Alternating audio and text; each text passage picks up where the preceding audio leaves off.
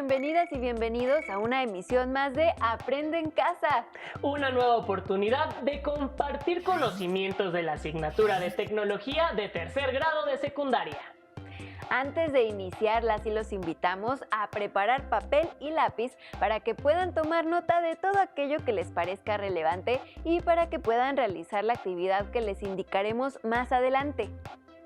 Recuerden que todo esto lo integrarán a su carpeta de experiencias y posteriormente lo compartirán con su docente. Es bueno recordar que durante esta contingencia de salud que afecta a todo el país y buena parte del mundo, estamos aprovechando los avances tecnológicos para llegar hasta su casa o el lugar donde están pasando la contingencia, a través de la televisión y diversas plataformas web. Esta es, sin duda, una propuesta diferente en materia de educación, cuya finalidad es que se acerquen a los contenidos de las asignaturas y áreas que cursan. En este espacio buscamos llevarles conocimientos de forma divertida y dinámica para apoyar su desarrollo personal y académico, con la idea de que estén listas y listos para retornar a su salón de clases una vez que hayamos logrado superar la crisis de salud que actualmente vivimos. Sabemos que la contingencia se ha alargado, pero también que han sido pacientes, que se han quedado en casa para evitar contagios y que han mostrado una actitud altamente colaborativa con su familia. Las y los invitamos a mantener vivas estas cualidades. Ahora sí es tiempo de ir a los contenidos. En educación básica, la tecnología se divide en campos tecnológicos, como agropecuarias y pesqueras, de alimentos, de producción, de construcción, de la información y la comunicación, de la recreación y por supuesto de la salud. Es importante señalar que la asignatura de tecnología les permite relacionar todo lo que estudian en la escuela, como matemáticas, español, geografía e historia. Y que esto contribuye a que desarrollen sus saberes y les den sentido, y les permite comprender cómo es que todo el conocimiento se interconecta para el desarrollo tecnológico que conocen y del cual seguramente algunas y algunos de ustedes son actores innovadores y creativos. En esta sesión abordarán el tema criterios para evaluar un sistema técnico. Es un tema altamente interesante, ya que la tecnología se encuentra presente en la mayoría de los ámbitos de su vida, ya sea como usuarias o usuarios, creadoras o creadores, o bien innovadoras o innovadores. Cabe resaltar que, al evaluar los sistemas tecnológicos, se consideran criterios internos y externos, y es el propósito de esta sesión que utilicen los criterios internos, es decir, la factibilidad, la fiabilidad, la eficiencia y la eficacia en propuestas de solución a problemas técnicos. La factibilidad permite responder la pregunta: ¿qué tan realizable es el proyecto? Es decir, si se cuenta con recursos económicos, materiales, técnicos, energéticos y costos, entre otros, con los que se pueda realizar. La fiabilidad atiende la pregunta: ¿qué tan confiable es el sistema tecnológico? Es decir, si tiene un buen funcionamiento y supera los errores, las deficiencias y los imprevistos, de tal manera que genere confianza para cumplir de manera continua los objetivos planteados. La eficacia se refiere al logro del resultado esperado. Está en relación con los fines deseados y los resultados imprevistos. Y la eficiencia refiere a un nivel de rendimiento máximo dentro de un proceso técnico, en el cual se utiliza la menor cantidad de insumos y se genera la mayor cantidad de producto o resultado. Las y los invitamos a ver algunos de estos aspectos en el siguiente video.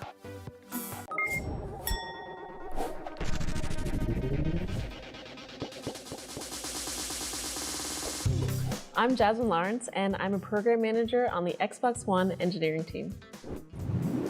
One of our biggest features is called Xbox Live. It's an online service that connects gamers from all around the world, and we rely on the internet to make that happen. This is no easy task, and there are a lot of things happening behind the scenes. The internet is totally changing how people interact and connect. But how does it work? How do the computers all across the world actually communicate with each other? Let's look at web browsing. First, you open a web browser. It's the app you use to access the web pages. Next, you type in the web address, or URL, which stands for Uniform Resource Locator, of the website you want to visit, like tumblr.com.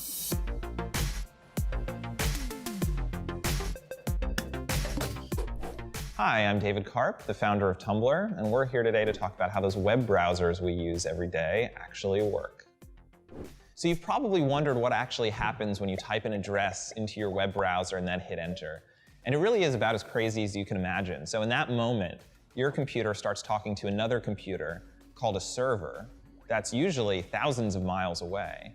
And in milliseconds, your computer asks that server for a website, and that server starts to talk back to your computer in a language called HTTP. And HTTP stands for Hypertext Transfer Protocol. And you can kind of think of it as the language that one computer uses to ask another computer for a document. And it's actually really pretty straightforward. If you were to intercept the conversation between your computer and a web server on the internet, it's mainly made up of something called GET requests. And those are really very simply the word GET and then the name of the document that you're requesting. So if you're trying to log into Tumblr and load our login page, all you're doing is sending a GET request to Tumblr's server that says get/login. And that tells Tumblr server that you want all of the HTML code for the Tumblr login page. So HTML stands for Hypertext Markup Language. And you can think of that as the language that you use to tell a web browser how to make a page look. So if you think about something like Wikipedia, which is really just a big, simple document, and HTML is the language that you use to make that title big and bold, to make the font the right font, to link certain text to certain other pages, to make some text bold, to make some text italic, to put an image in the middle of the page, to align the image to the right, to align the image to the left. The text of a web page is included directly in the HTML, but other parts, images or videos, are separate files with their own URLs that need to be requested. The browser sends separate HTTP requests for each of these and displays them as they arrive. If a web page has a lot of different images, each of them causes a separate HTTP request, and the page loads slower. Now, sometimes when you browse the web, you're not just requesting pages with GET requests. Sometimes you send information, like when you fill out a form or type a search query.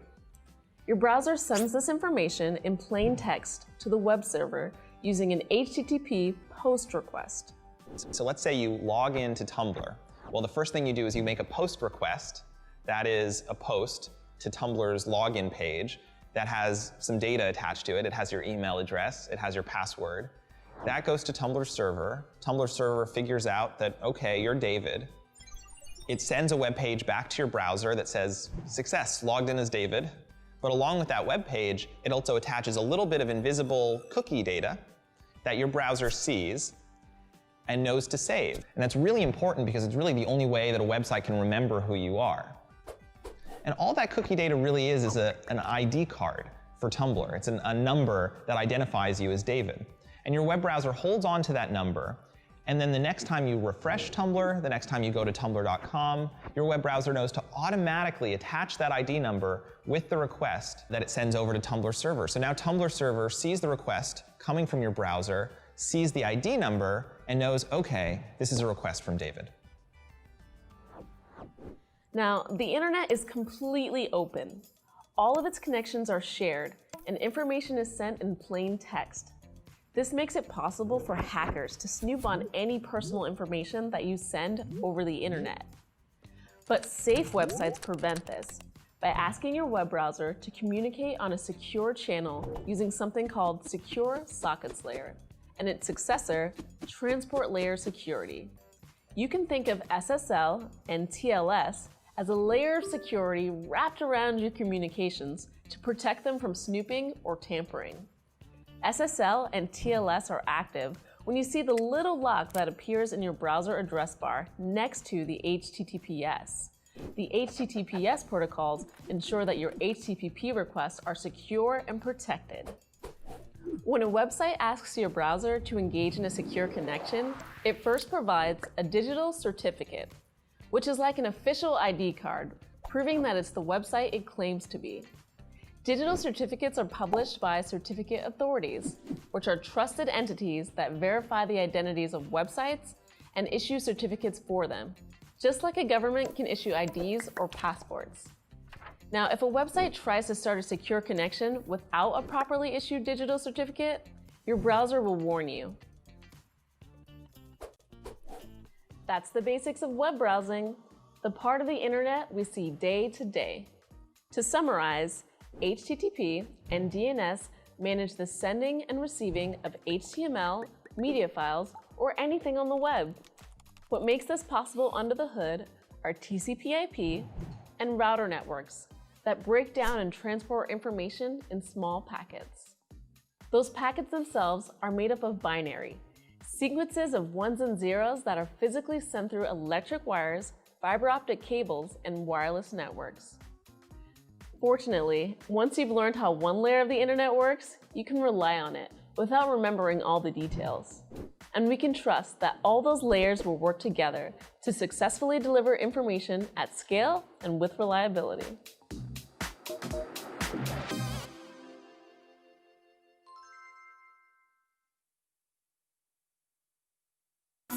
¿Qué les parece?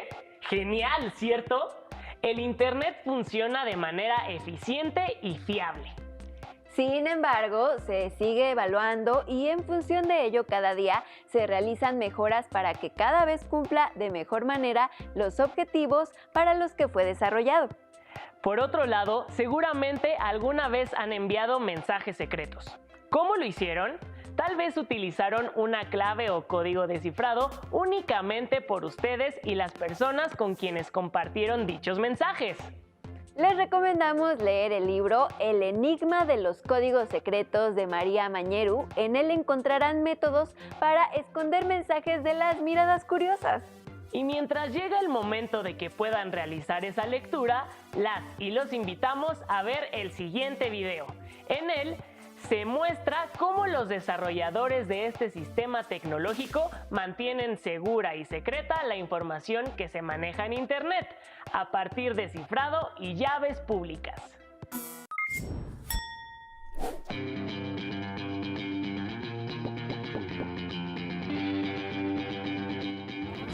Hi, my name is Mia Gill-Epner. I'm majoring in computer science at UC Berkeley, and I work for the Department of Defense, where I try to keep information safe. The internet is an open and public system. We all send and receive information over shared wires and connections.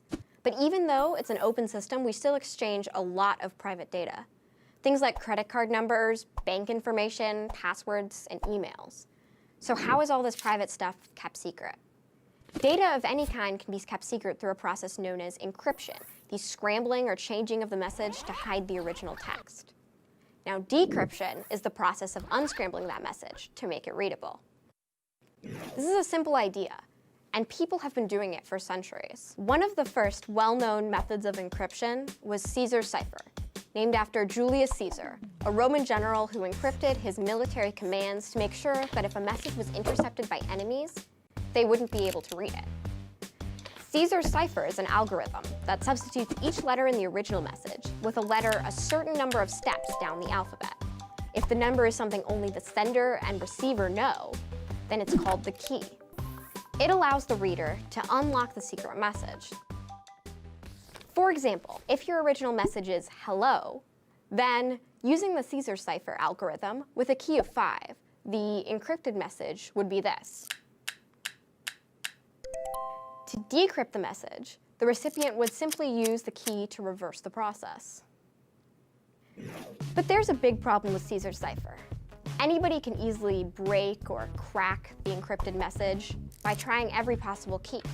In the English alphabet, there are only 26 letters, which means you'd only need to try at most 26 keys to decrypt the message. Now, trying 26 possible keys isn't very hard. It would take at most an hour to do. So let's make it harder.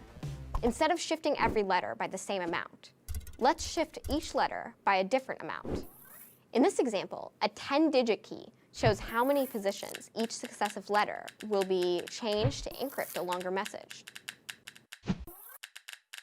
Guessing this key would be really hard.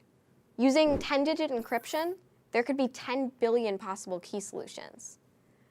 Obviously, that's more than any human could ever solve. It would take many centuries. But an average computer today would take just a few seconds to try all 10 billion possibilities. So in a modern world, where the bad guys are armed with computers instead of pencils, how can you encrypt messages so securely that they're too hard to crack? Now, too hard means that there are too many possibilities to compute in a reasonable amount of time. Today's secure communications are encrypted using 256-bit keys. That means a bad guy's computer that intercepts your message would need to try this many possible options until they discover the key and crack the message. Even if you had 100,000 supercomputers and each of them was able to try 1 billion keys every second, it would take trillions of trillions of trillions of years to try every option, just to crack a single message protected with 256-bit encryption. Of course, computer chips get twice as fast and half the size every year or so. If that pace of exponential progress continues, today's impossible problems will be solvable just a few hundred years in the future, and 256 bits won't be enough to be safe. In fact, we've already had to increase the standard key length to keep up with the speed of computers. The good news is, using a longer key doesn't make encrypting messages much harder, but it exponentially increases the number of guesses that it would take to crack a cipher. When the sender and the receiver share the same key to scramble and unscramble a message, it's called symmetric encryption. With symmetric encryption, like Caesar's cipher, the secret key has to be agreed on ahead of time by 2 people in private. So that's great for people, but the internet is open and public, so it's impossible for 2 computers to meet in private to agree on a secret key. Instead, computers use asymmetric keys, a public key that can be exchanged with anybody and a private key that is not shared. The public key is used to encrypt data, and anybody can use it to create a secret message. But the secret can only be decrypted by a computer with access to the private key. How this works is with some math that we won't get into right now. Think of it this way. Imagine that you have a personal mailbox where anybody can deposit mail, but they need a key to do it. Now, you could make many copies of the deposit key and send one to your friend, or even just make it publicly available. Your friend, or even a stranger, can use the public key to access your deposit slot and drop a message in. But only you can open the mailbox with your private key to access all of the secret messages you've received. And you can send a secure message back to your friend by using the public deposit key to their mailbox. This way, people can exchange secure messages without ever needing to agree on a private key. Public key cryptography is the foundation of all secure messaging on the open internet, including the security protocols known as SSL and TLS, which protect us when we're browsing the web. Your computer uses this today anytime you see the little lock or the letters HTTPS in your browser's address bar. This means your computer is using public key encryption to exchange data securely with the website you're on. As more and more people get on the internet, more and more private data will be transmitted, and the need to secure that data will be even more important. And as computers become faster and faster, we'll have to develop new ways to make encryption too hard for computers to break. This is what I do with my work, and it's always changing.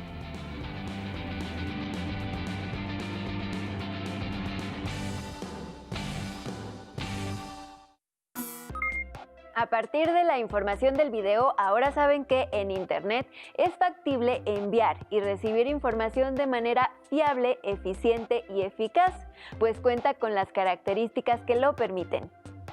Anoten algunas características de Internet que son muestra de su factibilidad, fiabilidad, eficacia y eficiencia, Después, reflexionen respecto a la relación que existe entre un mensaje secreto y el desarrollo de cifrado y llaves públicas de Internet.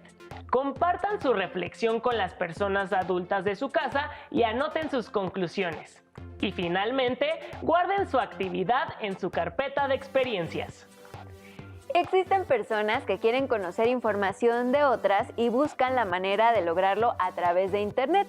Por lo tanto, las y los desarrolladores realizan diversos sistemas de seguridad. Las y los invitamos a ver algo al respecto a través del siguiente video.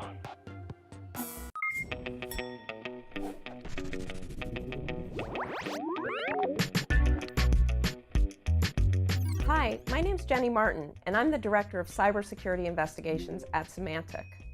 Today, cybercrime causes huge problems for society, personally, financially, and even in matters of national security. Just in the last few years, hundreds of millions of credit card numbers have been stolen. Tens of millions of social security numbers and healthcare records were compromised. Even nuclear centrifuges have been hacked, and unmanned aerial drones have been hijacked. This is all done by exploiting vulnerabilities in hardware and software, or more often by taking advantage of unintentional decisions made by the people using the software. The people committing these cybercrimes don't fit a single profile or motivation. It could be anyone from an international terrorist to a teenager competing for bragging rights. Today, the largest countries not only have a regular army, but also have a well-armed cyber army. In fact, the next world war may not be fought with traditional weapons, but with computers used to shut down national water supplies, energy grids, and transportation systems. Hi, my name's Parisa, and I'm Google's security princess. I've worked on a lot of different Google products in a lot of different ways to try and make our software as secure as possible. Now let's take a look at how cybercrime works under the hood. We'll learn about software viruses, denial of service attacks, and phishing scams. In biology and life, a virus is an organism that is spread by coughing, sneezing, or physical contact.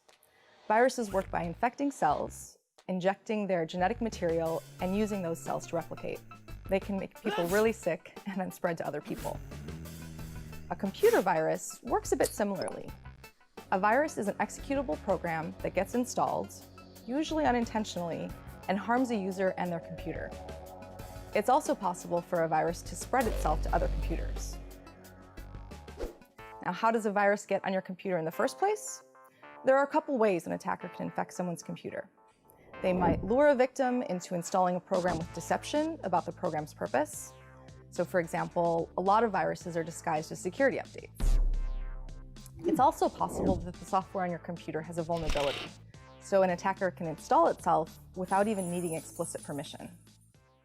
Once a virus is on your computer, it can steal or delete any of your files, control other programs, or even allow someone else to remotely control your computer. Using computer viruses, hackers can take over millions of computers worldwide, and then use them as a digital army, otherwise known as a botnet, to attack and take down websites. This kind of attack is called a distributed denial of service. A denial of service is when hackers overwhelm a website with too many requests. We call it a distributed denial of service when the attack comes from many computers all at once. Most websites are ready to respond to millions of requests a day, but if you hit them with billions or trillions of requests coming from different places, the computers are overloaded and stop responding. Another trick used by cybercriminals is to send large amounts of spam email in an attempt to trick people into sharing sensitive personal information. This is called a phishing scam. A phishing scam is when you get what seems like a trustworthy email asking you to log into your account, but clicking the email takes you to a fake website.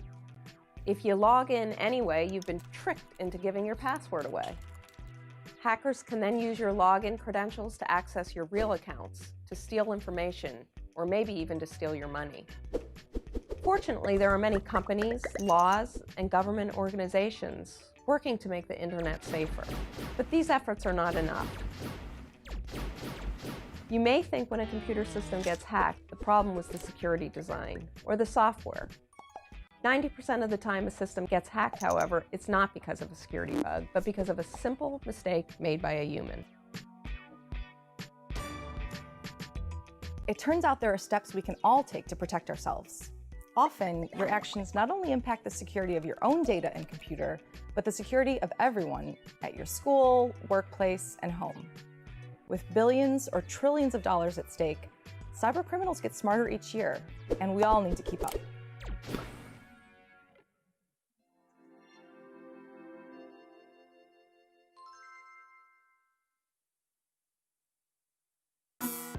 ¡Maravilloso! En Internet hay mucha seguridad para que puedan buscar, enviar y recibir información. Sin embargo, para mantener su información segura, deben poner algo de su parte. Por ejemplo, evitar abrir los mensajes de personas desconocidas, ya que pueden tener malas intenciones. Así que cuídense. De acuerdo con la información que vieron, reflexionen en torno a las siguientes preguntas.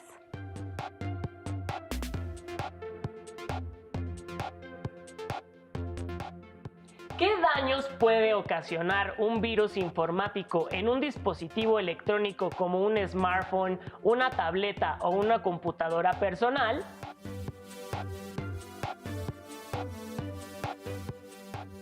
¿Cómo pueden protegerse de un virus informático?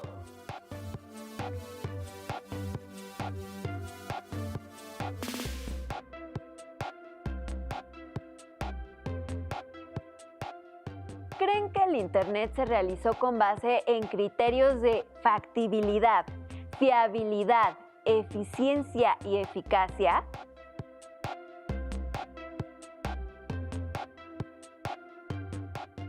Comenten sus reflexiones con las personas mayores de su casa e inclúyanlas en su carpeta de experiencias. Lamentablemente, el tiempo se nos ha terminado, pero recuerden que pronto tendremos una nueva cita aquí, en Aprende en Casa. Un espacio en el que pueden aprender los temas del grado escolar que cursan. ¡Hasta pronto! ¡Hasta pronto!